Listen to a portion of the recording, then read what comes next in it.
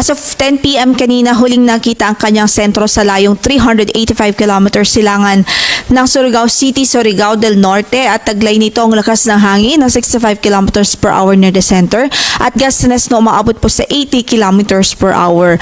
Mabagal ang kanyang pagkilos sa ngayon, halos hindi po ito gumagala over the past few hours at northwestward pa rin ang kanyang movement o direksyon. So sa latest na track nga po natin na ipinalabas as of our 11 p.m. bulletin, generally northwestward pa rin ang kanyang movement. So ngayon medyo may kabagalan ang kanyang pagkilos, pero starting tomorrow aakyat pong itong muli northwestward.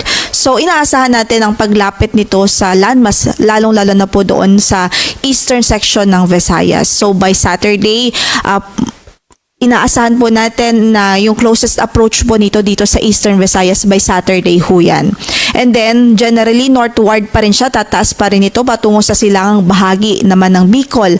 At close approach naman ito sa silangang bahagi ng Bicol by Sunday.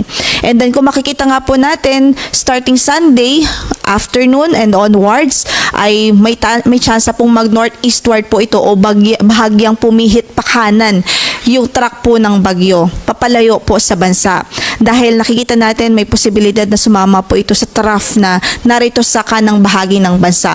Pero dahil hindi rin po ito totally sasama doon, may posibilidad na ito po ay umikot, mag-loop o magkaroon ng pag-ikot yung bagyo. Pero dahil nga po beyond the 5-day forecast pa ito, meron pa po tayong kinoconsider na uncertainties kaya hindi pa ganun kataas ang ating confidence beyond the 5-day forecast period. Kaya ang ating ma-advise ay patuloy na mag-antabay sa magiging update ng Pag-asa at ukol nga po dito sa magiging direksyon at magiging pagtahak nitong bagyong Tropical Storm Ada. But for now, at least in the next 2 to 3 days, nakikita nga po natin ay northwestward dito at lalapit sa eastern section huyan ng Visayas at eastern section ng Bicol. So nakataas ang ating signal dyan sa ilang bahagi ng Kabikulan at eastern Visayas dahil kahit na hindi pa man po lumapat ang sentro nitong bagyo, yung radius po niya ay makakaapekto o kumbaga mahagip na ang ilang bahagi ng Visayas at Bicol sa mga susunod na araw.